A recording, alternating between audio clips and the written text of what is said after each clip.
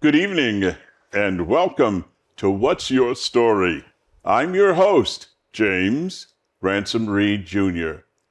Over the years, I've been able to bring to you some extraordinary people who left their marks on me and I hope my viewing audience as to the good work that people are doing in this world. I am really blessed today to have with me Mrs. Justine Ginsberg. She's going to tell you all about herself, but let me just tell you a little bit about her. She is a fabulous human being who works in the field of public health. We'll give you all the details and everything, but when I interviewed her for this taping, I was struck by her humanity, and I'm sure you will too. We hope to get a couple of episodes here today with Justine so you can see really what I'm talking about, the kind of human being she is, what she's lived through, and how she has made a difference in this world in her own quiet way. Ladies and gentlemen, I am very pleased, and it's with great pleasure that I introduce to you Mrs. Justine Ginsberg. Welcome to the show, Justine. Thank you, Jim. Thank you for having me. Absolutely. Well, Justine, you know, I like my audience to learn a little bit about the people who I interview here. So would you please share with the audience the story of your background, like where were you born, where did you grow up? Would you give us some insight to your parents, yada, yada, yada. Okay. So I have a strange accent, and that's probably because I was born in Australia. I was born in Sydney. I think that's probably the location in Australia most Americans know. And when I was about 3.5, my parents transferred to Melbourne, which is in Victoria, which is the state at the very bottom right-hand corner of Australia. And I spent most of my growing up there and my first years as a newly married woman with my 3 children who were born there. And then I was fortunate enough to be able to move around. I've lived in South Australia, in Adelaide, where I did a lot of my nursing. And then I was fortunate enough to be able to experience living in the Northern Territory, so in Alice Springs, where Uluru, the wonderful big rock, is. And then I've traveled and ping-ponged all over the world. But I suppose my story begins as an only child. And I was born to obviously my mother and father. My father's name was Ian Van Hemert, and he was a sales and marketing manager and quite a creative, industrious man. He had a fascinating story of kind of the rags to riches, I suppose, a self-made man. Had a reasonably traumatic childhood with a number of incidents that occurred to him that led to him needing to leave school at the age of 13, and he never completed high school. So this man managed to, by just sheer industriousness and persistence, carve out a path for himself where he became one of the leading sales and marketing executives in Australia. So he actually worked for a company that is American, so Yellow Pages, many moons ago. So he was an incredible human being. I was definitely a daddy's girl. And he was quite the career man, but also the domestic god. My father was the chief cook in our home and did most of the domestic tasks. He was the shopper and the cleaner and the gardener, and I spent many joy-filled periods of time at my father's feet. He taught me to cook, like those wonderful movies where people learn to add flavor and spice just by tasting and what's missing. At my daddy's side, I learned to do all of those things.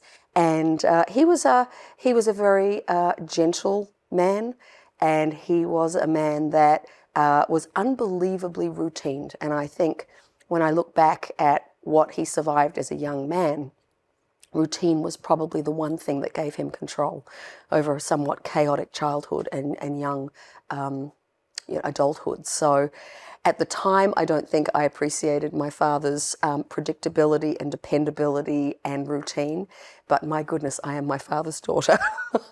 So I very much carried that skill set through.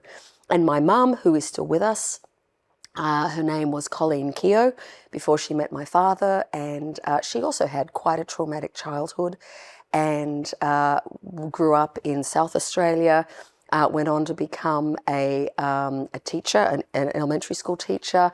And back in the 60s, she was one of the fortunate few to become an air hostess, which was a very prestigious job in the 60s. Yes, I imagine. Very much so. So she flew for an Australian airline called TAA, so Trans-Australian Airlines, and she did that for about 18 months.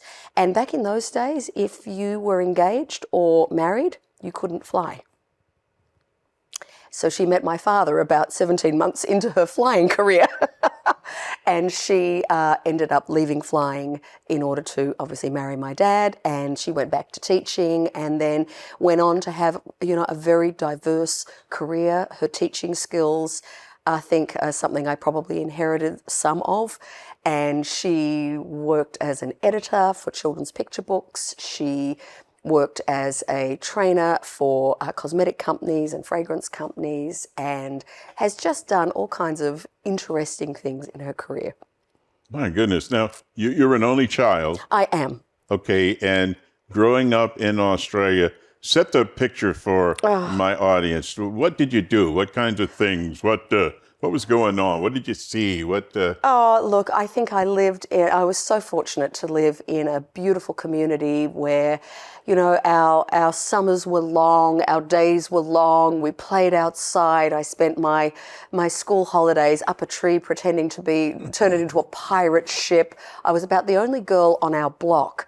So I had a lot of younger and older boys that were my playmates. So I was, as much as I was quite the little feminine, I was actually blonde little girl who loved Barbie dolls and all things girly. I was also really a tomboy, and I could play matchbox cars and billy cart derbies and pirate ships and all the wonderful games that little boys play. I desperately wanted to be a little boy, I think, secretly. And I just remember a beautiful childhood filled with, just those endless long days and, lying on our back lawn and staring up at the clouds and just, imagining what if. A lot of time to just be. I think I learnt the joy of boredom. It's certainly something as a mother I've tried to teach my own children, that, it's in those periods in your life where there's not a lot happening that all of the magic actually occurs.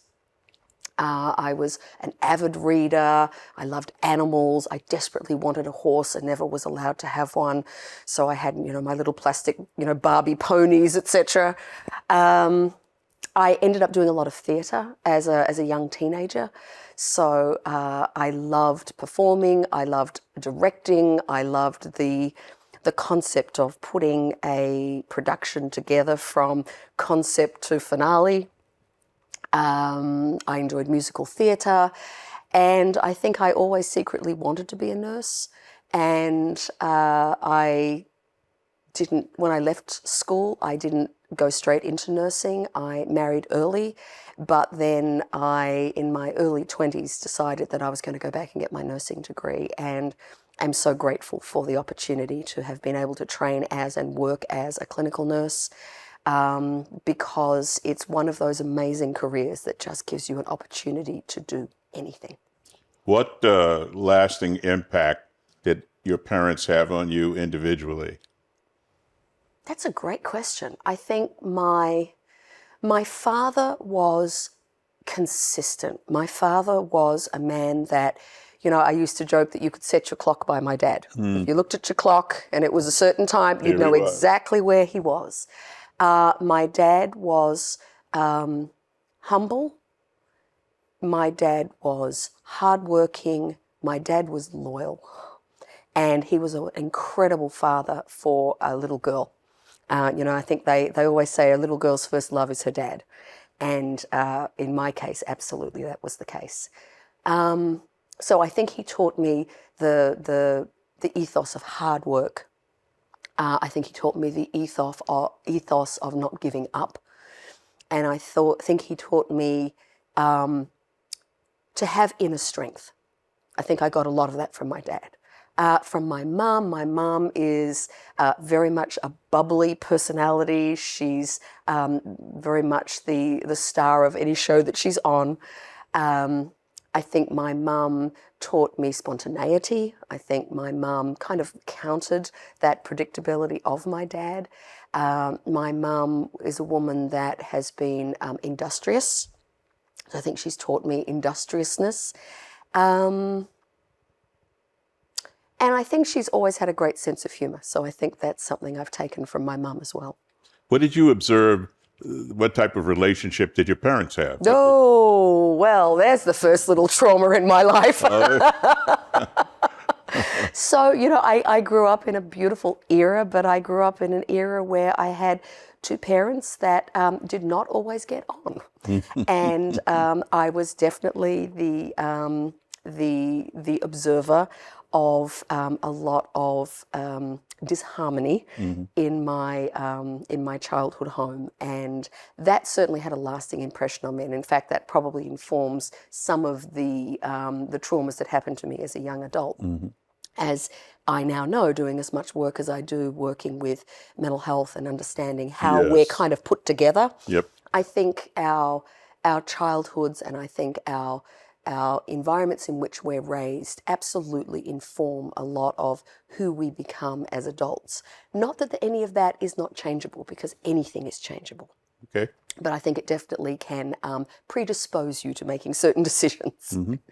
So yeah, it was definitely a combustible childhood in that respect. And I think I spent a lot of my childhood just wishing that my mum and my dad wouldn't fight. And that's tough. For any child to observe that on a regular basis, it does lead to a sense of insecurity. And, my dad was definitely the strong, stable, silent type in that respect. So I think that was the anchor point for me. But it definitely was, it was challenging. It was challenging.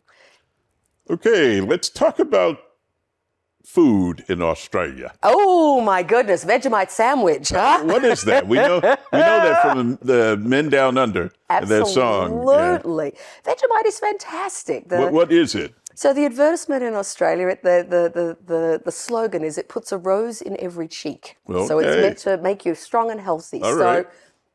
Vegemite was actually born, I think it was around World War I, where there was obviously food shortages across the world. Absolutely. And people were trying very hard to be industrious with the food sources and how did we get the maximum out of food? How could we reuse and reuse and reuse? So the main component of Vegemite is brewer's yeast.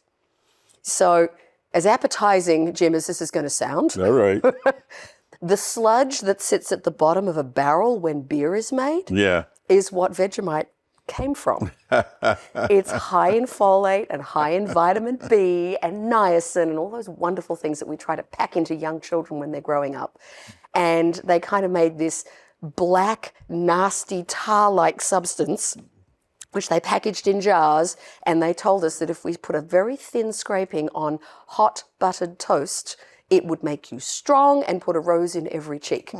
So if there are any Australian expats watching, you will know exactly what I mean by the very first finger food your children eat are Vegemite toast soldiers. And that's what my children grew up on, and that's what I grew up on. And to this day, whenever I don't feel well, I want Vegemite toast. Where can you find that in the supermarket? Oh, you can get it at that very large online supplier. Oh, okay. All right. Which we probably are not allowed to mention, but Yeah, you're right. Yeah, but yes, that's what Vegemite really is. It really is. Next time I see you, I'm going to bring you a jar. Oh boy. Okay. So Americans, you do this wrong. So whenever you try Vegemite, you go for the whole scoop. Yeah. Too much. Thin scraping. Delicious. Thin scraping on toast. On hot buttered toast. Hot buttered toast. Absolutely. All right. So what's a typical dinner that mom would cook? Australia is a society where we have a lot of sheep. Mm-hmm. There's a saying that Australia was built off the sheep's back, so both in sheared wool and edible components. So lamb is a very big part of Australian diet. So, a typical Sunday dinner would be a lamb roast with, my father used to do all the fixings and the roast potatoes and the carrots and the broccoli. And Ooh, back in the 70s, it was the Brussels sprouts that was steamed to within an inch of their lives and looked like those nasty little, mushy aliens that no one liked. Back then you boiled everything. My dad was an unbelievably good cook, and he was a true believer in, 3 square meals a day and, a very healthy evening meal with, a protein and 3 or 4 different vegetables, and it had to be colorful on a plate. And, but then he was also adventurous. He used to cook Asian food and, Indian food. He loved hot curries. So as a very small child, I learned to sit and endure unbelievably spicy, a beef hot beef curry, and sit there and I'd watch my father sweat as he'd had more chili, trying to keep up with him. But no, so always a very healthy, balanced diet. But, Australia is the home of Vegemite sandwiches, meat pies. And a meat pie is? A meat pie is a pastry crust with a kind of almost like a thick beef stew filling. Okay. And then a flaky top. But then you eat it in a small handheld pie, usually with tomato ketchup dripping down the side and down your wrists. And it's sort of food that we eat at sporting events. So at a football match, you've got to have your pie.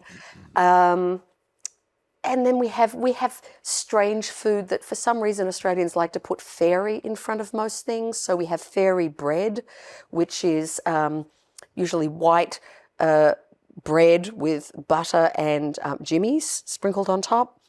That's actually party food for little people in Australia. Okay. Fairy floss, which is our version of cotton candy. Okay. Fairy cakes, which are like little cupcakes with, icing and little wings and things on them. So I don't quite know where the whole fairy part came from. Maybe it's the magical part of being in Australia.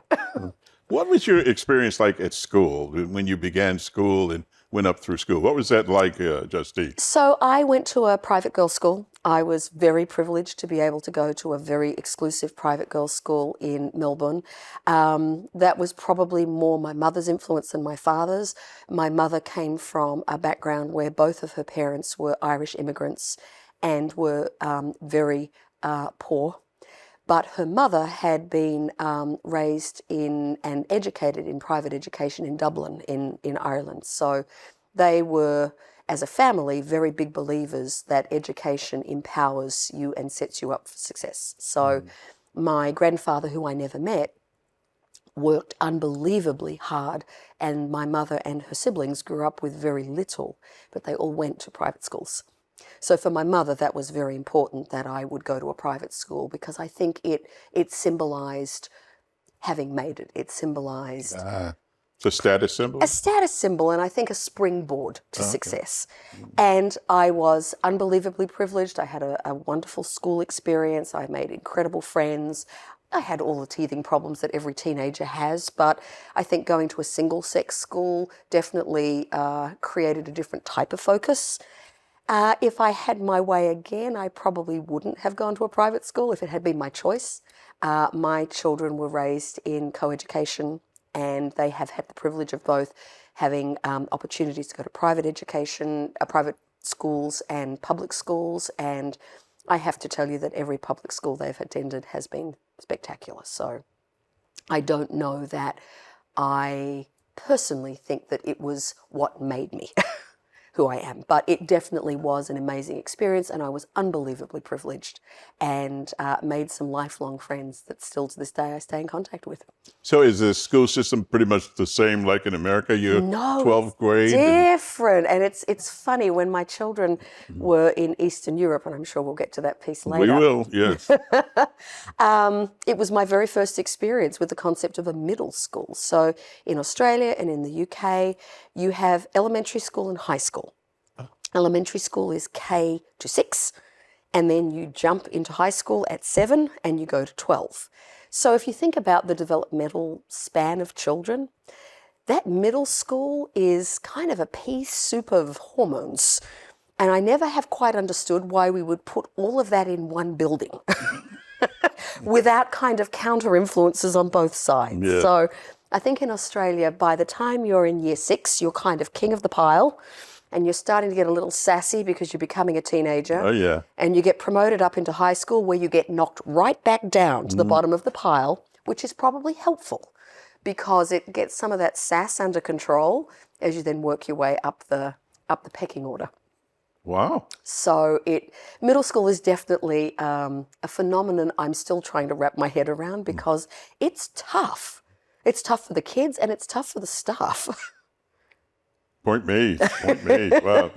So you said you had 3 sons. Why don't we give them a shout out? Name them. Okay, well, I actually have 5 children. So I have 2 beautiful stepdaughters who are as much my children as if I had given birth. They have a wonderful mum, and I just get to be bonus mum. Okay. So my oldest daughter's name is Davida, and she's 35. My next daughter is Miriam, and she is 32 this year. I apologize. My eldest son is Alexander, and he's 29. My middle son is Nicola, and he is 27. And my baby, who is the tallest of all of us at 6'2", is Ilya, and he is 25. Wow, Mom. Yeah. You go, girl. Any of them still home or no? Yeah, I actually have my youngest and my middle are still at home. They're both going back to do their masters. And, see, in Australia, we do it differently as well. When you're at college, you stay home.